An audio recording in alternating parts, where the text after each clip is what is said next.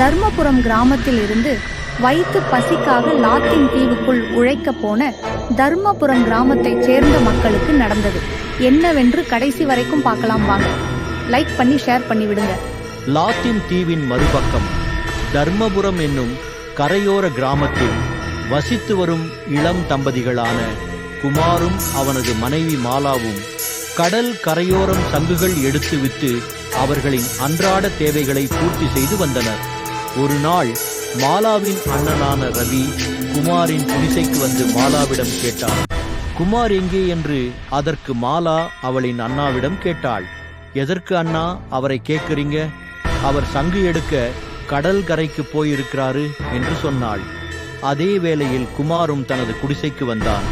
குமார் ரவியை கண்டதும் எப்ப மச்சான் வந்தீங்க என்று ரவியிடம் கேட்டான். அதற்கு ரவி, இப்பதான் குமார் நான் வந்த, உன்னட்ட ஒரு விஷயம் பேசலாம் என்றுதான் வந்த நான் என்று ரவி சொன்னான்.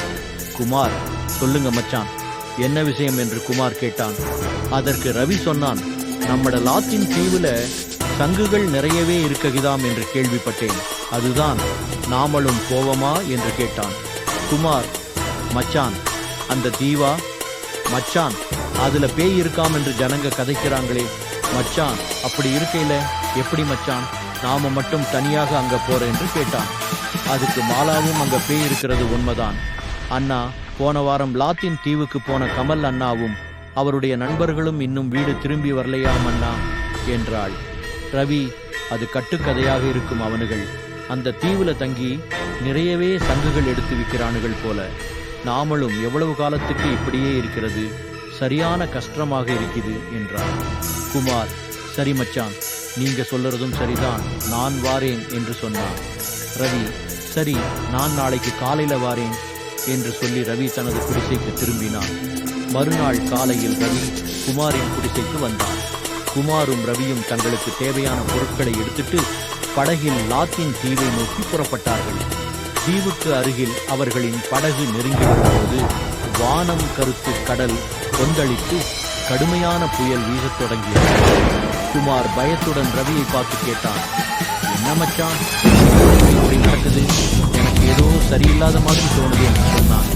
ரவி, பயப்படாது, கொஞ்சம் தூரம் தான் இருக்கு, நீ துடுப்ப போடு வேகமா என்றான். தீவை வந்து சேர்ந்த கருமேகம் கடல் கொந்தளிக்கும். அந்த இரவு குமாரும் ரவியும் அந்த தீவில் தூங்கிக் கொண்டிருந்த போது ஏதோ ஒரு பெண்ணின் சிரிப்பு சத்தம் ரவிக்கு கேட்டது. ரவி பயத்துடன் எழும்பி, யாராயிருக்கும் இந்த நடுராத்திரியில் சிரிச்சு இருக்கிற பொண்ணு என்று யோசிச்சு கொண்டே தூங்கிட்டான். திடீரென்று ஒரு கருப்பு உருவம் ரவியின் காலை பிடித்து இழுத்து அந்த தீவின் காடுகளின் நடுவே கொண்டு போனது. குமாருக்கு ரவி காட்டுக்குள் அழறும் சத்தம் கேட்டது. அந்த திசையை நோக்கி குமார் ஓடினான். அவன் ஓடும் வழியில் மனித எலும்புகளும் மண்டை ஓடுகளும் அங்கு இருப்பதை குமார் கண்டான்.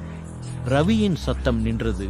குமார் முன்னுக்கு பார்த்தபோது ஒரு உயரமான பெண் குமாரின் நெஞ்சை பிளந்து அவனின் இதயத்தை தின்னுவதை கண்டதும் குமார் தனது படகை நோக்கி ஓடத் தொடங்கினான்.